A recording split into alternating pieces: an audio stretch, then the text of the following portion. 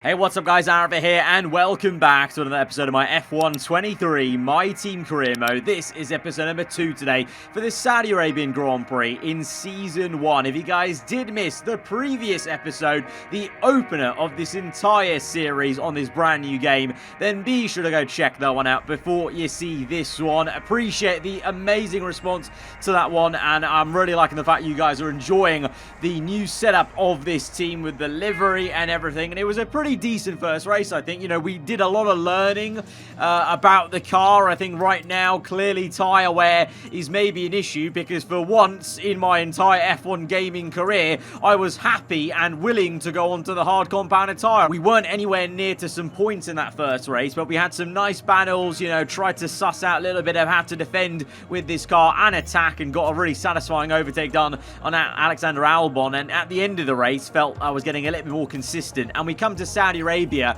which generally compared to Bahrain is a much better circuit. Generally, I just go much quicker around Jeddah. I enjoy the circuit a lot as well in the race, so looking forward to it. But in the last episode, we did purchase a weight reduction upgrade. Now, that actually failed, and I didn't notice it going into Bahrain, so we actually had a bit of a slower car than I was hoping at Bahrain. So now that upgrade will come in guaranteed for Jeddah, hopefully that's going to be a booster. And then obviously we've also purchased some other upgrades as well, and I'm looking at an upgrade on an HQ facility. Now, we've already upgraded to level 1 on the aero by upgrading the build time. In the keeping and thinking of keeping everything stable and cross the board, we're going to go ahead and purchase the build time upgrade for the powertrain, because the worst thing possible will be later down the line in this season that we hit a bottleneck because one of these HQ facilities is not up to level 1 and we just can't upgrade further in that department. So right now, spreading the upgrades a little bit, but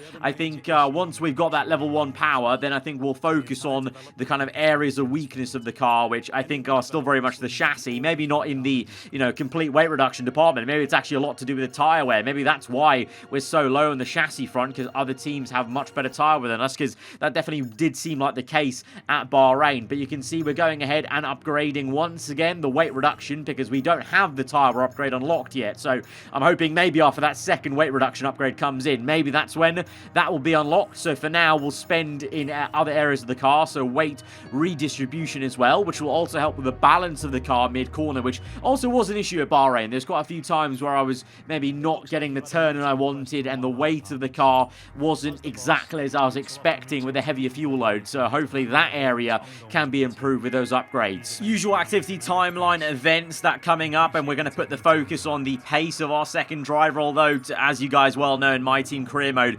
first season, you really don't need to be focusing too much on what your teammates doing. They're an F2 driver, they're never really going to contribute that much to the team, and I waited to purchase this minor engine power upgrade until that build time HQ facility was done, because that will mean that upgrade actually takes a little bit less longer. So now we've got 4 upgrades pending: 1 drag reduction, 2 on the chassis, both with weight redistribution or the reduction, and the engine power, and we're down to 4 measly R&D points. So we're going to have to work hard to try and earn some more R&D points this weekend in the quick practice programs, and we're on the way towards unlocking that first other sponsor, as the Acclaim level 5 is the first time you get to unlock that. But going into Jeddah with that upgrade now finally coming in with the weight reduction, we are now, well, apparently ahead of the likes of Williams, McLaren, even Alfa Romeo, Haas, and AlphaTauri. But we saw, just like in real life,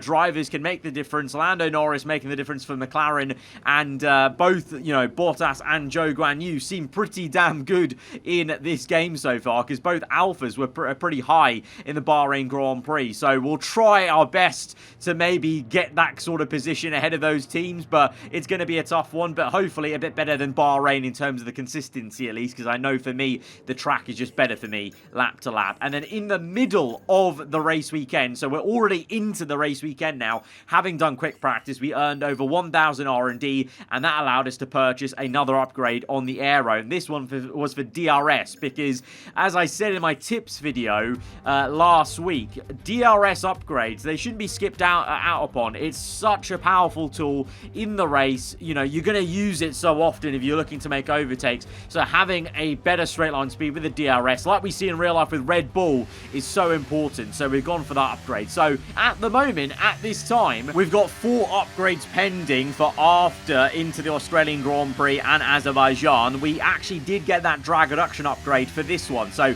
that's going to be a booster. So we've got that first weight reduction upgrade that we should have had at Bahrain, but it actually failed.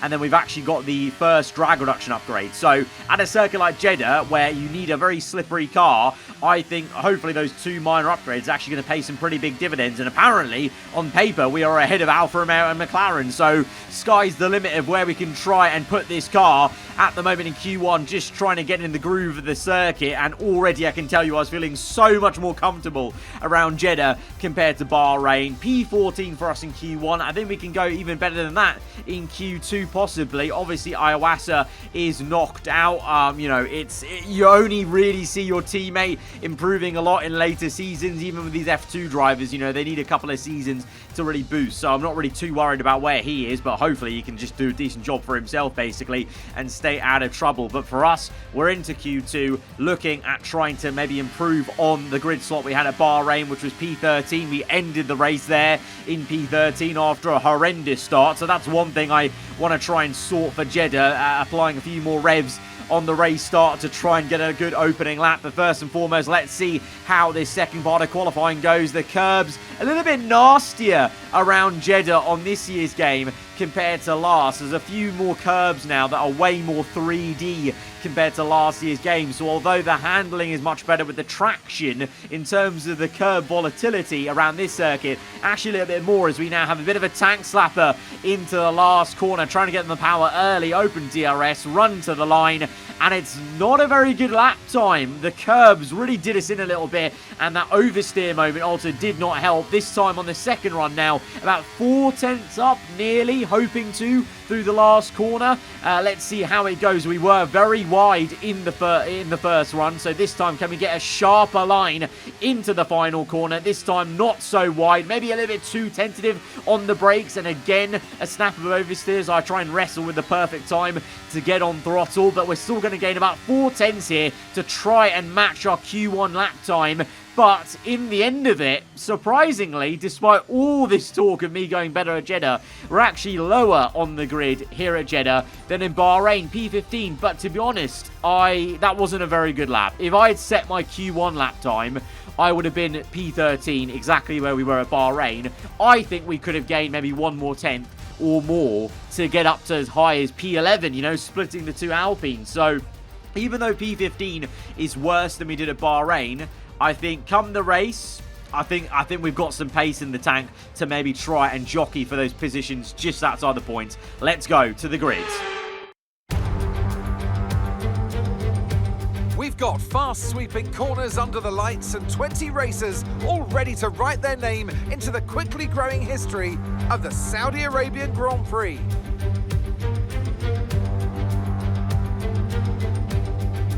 So let's take a look at the topographical map of the Jeddah street circuit. As you can see, a number of challenging corners for the drivers to master here. We'll see just how much the teams have benefited from their time spent in practice this weekend. And like many street circuits, this track has the potential to punish drivers that get it wrong. Let's hope we avoid any safety cars today. So with the race not far away from starting, here's what today's grid rundown looks like.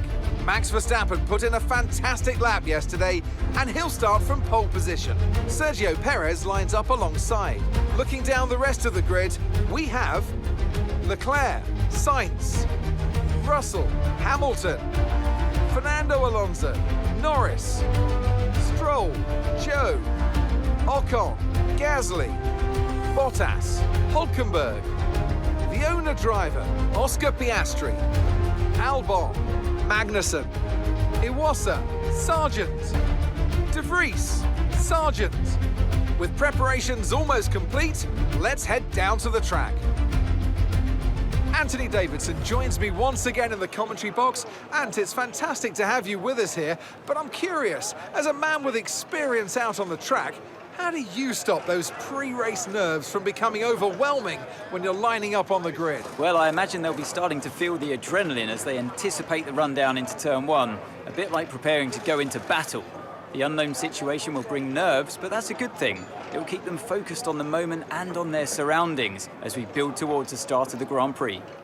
So once again, we see the Alfa Romeos out-qualifying us and also Lando in the McLaren, despite on paper our car being better than them. So I think that's where I'm taking some solace, that there's clearly some more pace for me to find with the game. And then also just, you know, at this specific circuit, I definitely think we could have done better in qualifying, but we're going to make up for it today in the race, and that's where all the points potentially come. I'm not saying we're going to be aiming for points. I think that'll be a bit tricky, because I think basing off Bahrain, my race pace, in a weird way, is actually not as strong as it was on previous F1 games. I've always gone better in the race. I've never been a great qualifier, and I always banked on being quicker in the race. But Bahrain was a bit of a kick to the confidence in that kind of thinking, because I didn't feel that quick at Bahrain. But Jeddah might be a different story, because I really think we had about 4 more tenths in the tank for qualifying, and that's a lot of time. That could have got me into the top 10 potentially, which would have been insane in the second episode only. So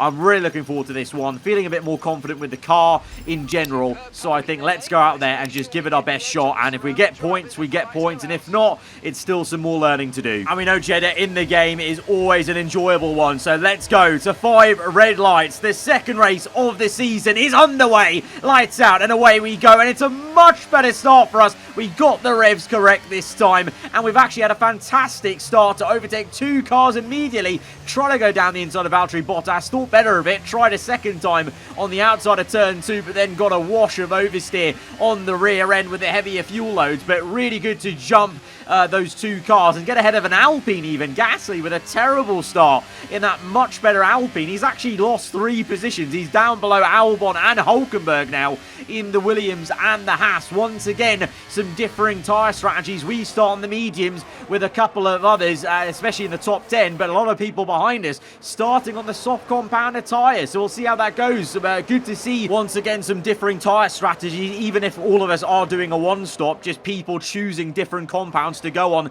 depending on their car characteristics. As we now see the 2 Aston Martins getting in a bit of a scrap. Fernando Alonso and Stroll now met with Lando Norris. It's 3 wide, and also the Alfa Romeo is in there as well of Zhou Guanyu, as we look to maybe overtake Valtteri Bottas, catch him napping a little bit, stuck behind Esteban Ocon, using a bit of battery on the exit and diving down the inside to get up into P12. So that has been a much better opening to this race than Bahrain was. Feeling punchy, feeling aggressive, but in Sector 1, it is clear that we do not have the same levels of downforce as the teams around us. We're gaining a bit more in Sectors 2 and 3, where it's higher speed, so, you know, it doesn't maybe factor in as much because you're just going that much quicker, so the air is moving around the car quicker and pressing down the car. So maybe actually it's more about mechanical grip actually in Sector 1 rather than pure downforce, actually just speaking about it. But one thing's for certain, Max Verstappen has all the mechanical grip and downforce in the world. He's already 1.5 seconds up the road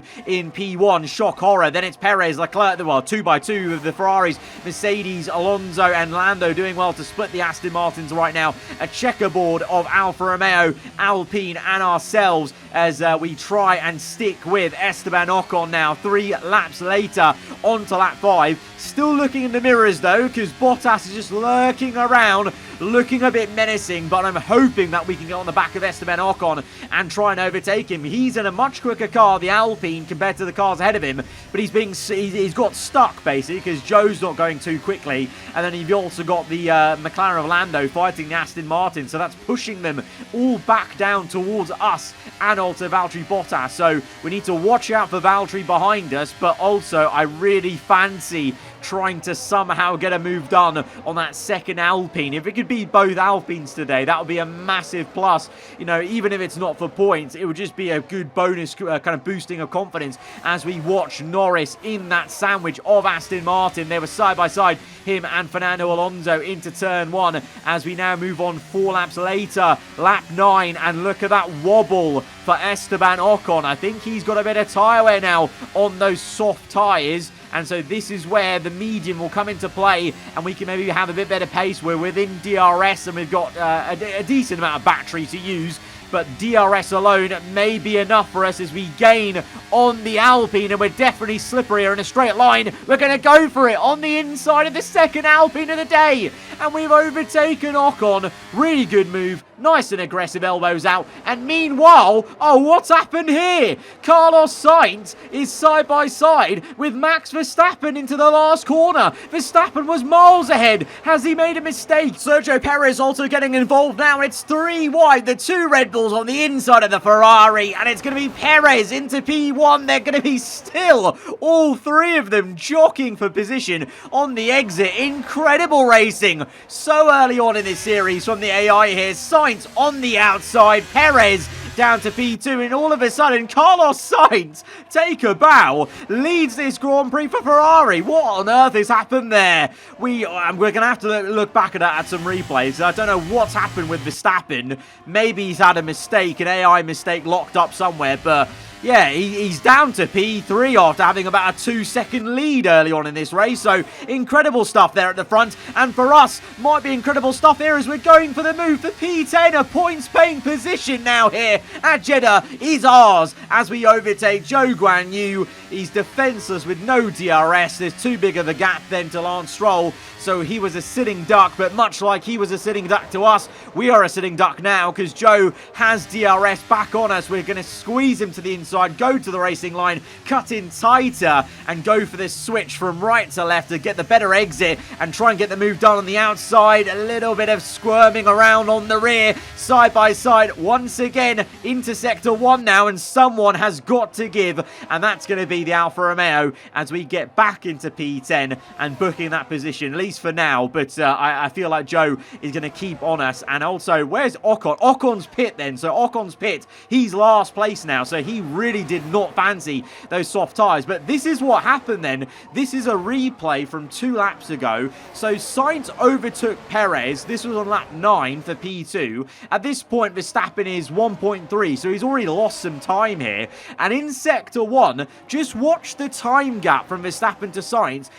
There's no mistake happening from Verstappen. He just looks a bit slow. So it's either, I don't know, some horrendous tyre wear as he pushed too hard on the opening laps on the mediums, or he's got a car issue, a mechanical issue that's slowing him down, because Carlos Sainz then obviously, as we saw, caught up, and this is what we missed whilst we were having our own battles with Esteban Ocon, is Sainz get that move with DRS into the final corner, and then this is where we actually, you know, came on to watching them live as it happened. Sainz around the outside, and then it turned into a 3-wide moment where Carlos Sainz was leading the race. So does Verstappen have a car issue here in Saudi Arabia? And if so, that opens the door for Perez, Sainz, maybe even, you know, the likes of Leclerc and the Mercedes cars to do something about that and get on the podium. And for Perez and Sainz here at the moment immediately, try and maybe win this Grand Prix if Verstappen's issues persist. And persist they will, because Verstappen all of a sudden on lap 11 is down to P6. He's been overtaken by both Mercedes cars, Russell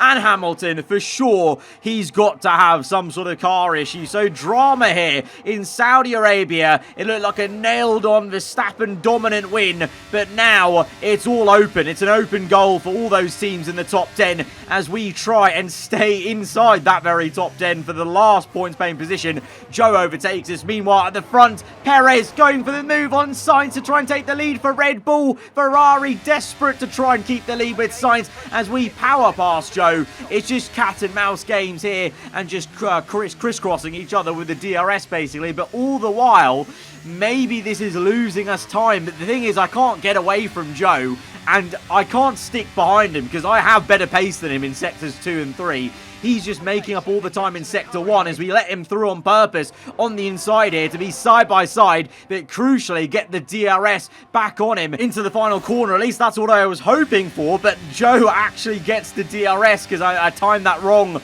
with the DRS detection point, and you can see the tyre wear now is a factor on these mediums, and yeah, we definitely need a tyre upgrade. These tyres, compared to last year's game, are degrading quite quickly, which is good to see, obviously, but we need to try and improve that. Otherwise, we won't be able to use these softer compounds, because as we overtake Zhou once again for like the 3rd time now, or 4th time in this sequence of the race, I was actually thinking about doing a medium to soft tyre strategy. Once again, like Bahrain, that went out the window in the middle of the race, and I thought, no, I want the hard tyres. I want the durability. I want that hardest compound, because yeah, the mediums, even though they did really well for us in this first stint, I think a lot better than they did at Bahrain. You saw that with the way we overtook Ocon when his soft tyres went off.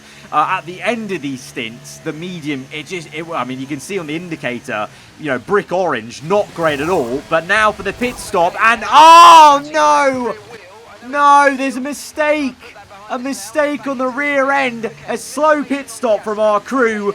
And we're now behind Joe, and we're going to be behind Bottas as well. We've lost a lot of time in the pit stops. We have put on that hard compounder tyre, along with a load of others there. So I'm not in the kind of, you know, just singularity with thinking the hard compound will be better. But we very aggressively overtake Bottas to nip back ahead into that clean air, because I was so frustrated at that pit stop blunder, out of our control. But at least up the road, you got Tsunoda holding up Gasly and Joe, and that's going to allow us to close back in as now Gasly goes for the move in the Alpine. Joe moving about. Tsunoda is actually going to dive back down the inside of his former teammate and pal from AlphaTauri. Yuki on the outside on a set of medium tyres. I don't think he's pit yet, potentially, so he's slowing them up. I mean, you can see that visually, as you can see that bright green car in the background closing up. And then once again, Alexander Albon having an amazing race, trying to have track position, and even more so for Esteban Ocon, who's now up in P9.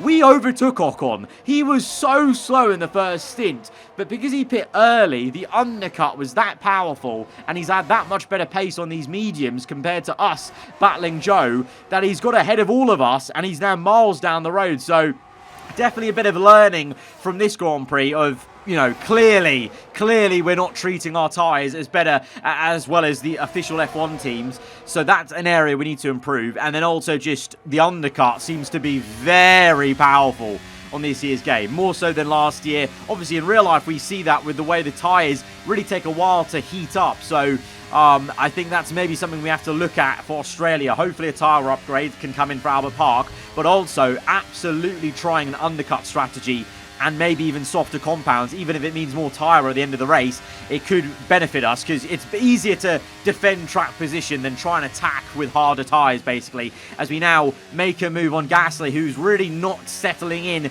into his new Alpine, it would seem, in his second race here in this career mode, because we overtake him fair and square, and he's on the mediums. We just overtook an Alpine that's better than us on hard tyres. So for sure, at the moment, the hards work for us. They're a very good tyre for us at the moment. Maybe that'll change in the future with upgrades, but at the moment, showing some good pace and just able to go flat out on this set of tyres. Obviously using the new grip as well as we close up to Joe and Tsunoda. Tsunoda makes a move on him. We're going to make a move on both of them, but it's far too audacious, and we just do not have the facilities for that sort of lunge at the moment. Maybe in the future, but now Bottas overtakes us. This has been a chaotic Grand Prix. There's moves left and right. Bottas now goes for the move on Tsunoda and Joe. Bottas looking to make 3 overtakes in one straight. We've lost a position rather than gaining 2. We do get Tsunoda on the exit as his mediums wear out, and I think he's due a pit stop sooner rather than later. But now our sights set on the 2 Alfa Romeos. They bested us in Bahrain. On paper, we're better than them on the R&D chart, so I really want to try and finish this race ahead of them and at least finish up as high as we can outside the points. I think points are completely out the window now. You know, Ocon, you know, the amount he gained on us in the pit stop strategy that he had kind of showed that, so I don't think points are on the cards, but some pride is, and just some learnings about some overtaking and just general consistent speed as we look to make the double pass on Joe and Bottas. 3 wide with the Alfa Romeos, and hopefully at turn 1 we're going to be out on top as we're going to get the elbow out on Joe and get up into P12. And now it's like deja vu. We've got Albon on the medium tyre way ahead of us, and we've got to try and push hard on the hards to catch up to him, as we've now got yellow flags behind us, and there was definitely a car going slow. Piastri is out of the race, and it's going to be a virtual safety car. I was really hoping this could turn into a full safety car, or maybe even a red flag, but no, I think it's just going to be a virtual. Piastri gets out of the way in good time. So now on the exit of this virtual safety car, we're trying to time this right to be on full power. And I think we gained a little bit on Albon there, because he was 2.4 I think the gap's now 1.8, so we gained a little bit on Albon. But yeah, it's quite uncanny. Literally the same situation as Bahrain. I'm on the hards, and we're catching Albon, who's done a soft to medium strategy. Again, we're seeing some of these AI trying this strategy of going on softer compounds and just looking to get track position, and then as their tyres wear out, they'll just try and defend. And to be fair, it's working for our... It's, you know, obviously we've overtaken Albon once at Bahrain, and I hope we can do it again. But, you know, because the AI are using that strategy, maybe we have to try that. Maybe we try that at Melbourne. Try and get track position with just faster compounds, and try and see if we can defend our way into some points maybe. But right now we didn't do any defending there with Zhou Guanyu, because I actually wanted to let him by on purpose, because I reckon we can use him to pull us along towards Albon. I mentioned that wasn't a strategy beforehand in the race, but now in this crucial point, Zhou is a bit quicker than us in Sector 1. We can use that to our advantage, because now we can slingshot past him. He gives us a good old squeeze to the inside, but we keep our foot planted to the floor and through to the inside, and now all of a sudden we're within DRS of Albon, and so now our slippery car in Sector 2 and 3 can gain on him enough. Zhou's going to be there in Sector 1, but because now we've got DRS in Sectors 2 and 3, we can just pull in Albon and look to make that pass for what will be P11. It won't be points in this race, but P11, it's an improvement on P13 at Bahrain, and we're only one position off points, so we're getting there as we now go for said move on Albon to the inside of turn 1. He actually does very well in the brake zone there to try and jockey back at us, as we're now neck and neck on the exit. We have a little bit better traction there on the more durable hard tyres to get up into P11. And meanwhile, by the way, Carlos Sainz still leads this race from Perez, but it's close stuff there. But ahead of us, Ocon P10, he finessed us with that early pit stop for P10. That could have been us. If we maybe not fought with Zhou as much, maybe that could have been us. But Verstappen down in P8 with his car issues. He's had a nightmare. It's a disaster for that side of the Red Bull garage. But could it be absolutely biblical scenes for Sergio Perez? Because here he goes on the last lap into the last corner. Perez overtakes Sainz. Sainz was leading for most of this stint, but Perez, at the death of it, has stolen it away and will win the Azerbaijan Grand Prix. It's Red Bull all winning so far in 2023 in this career mode, but it's not Verstappen. He's had issues, and meanwhile for us, we're trying to play a bit of a clever game to ensure we get the P11. So we let Zhou by through on the outside to get the DRS back on him. As we sling through, we'll book in the P11, and it's 3 wide between the two Alfa Romeos and Albon. Sorry, Alex, I think I maybe just shot your strategy because I allowed the Alfa Romeos to close up to you. But we're going to come through for a very, very solid P11. I'm really happy with that. We improved from Bahrain. The race pace was definitely better, and we're only one position off points. We're getting there, guys. We are getting there. You know, I can feel it. Points are on the way sooner rather than later. And that brings the Saudi Arabian Grand Prix to a close as we reflect on the team's impressive performance today. Tell me, Ant, how did they manage to achieve this win? Well, they certainly stood out as a driver with tons of confidence on the track. I think their ability to keep their cool, even during some of the more hectic parts of the race, meant they were able to capitalise on the mistakes of other drivers, giving them the opportunity to make their way to the top spot with ease. Here come today's winners. The team at Red Bull have done a phenomenal job recently, and it's clear to see that they've put in the work, and they should be so proud of the victory they've secured here. So just like in real life, Sergio Perez wins the Azerbaijan Grand Prix here in our F1 23 My Team career. It's a double podium for Ferrari. They'll be really happy with that, and Verstappen will be so disappointed with a car issue that hampered him all race long, because he finished down in, what was it, P8, wasn't it? So that was a horrendous race for Verstappen after it looked so good for him. You know, he was 2 seconds clear after like lap 3, so it really went down the toilet for the Dutchman, and Perez is going to take some satisfaction with this one, and that's going to close things up in the championship for sure. And it actually might be a shock change of who's at the top, with Carlos Sainz being a very consistent man from Bahrain to Saudi Arabia. For us, we're close to points, just not close enough. You know, you can see time-wise in terms of how far we are away from Ocon. There's still some work to do to be comfortably into the top 10.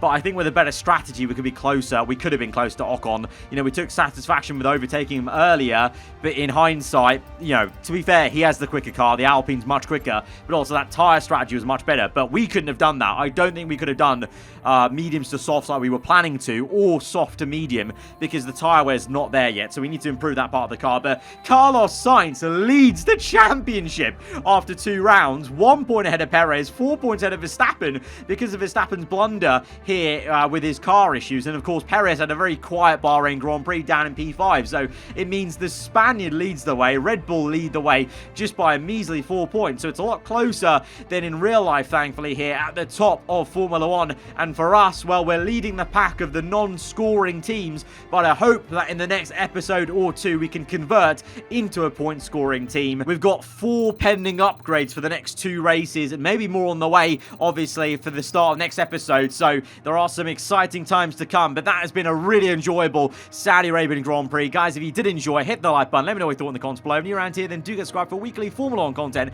I'll see you guys next time. Goodbye.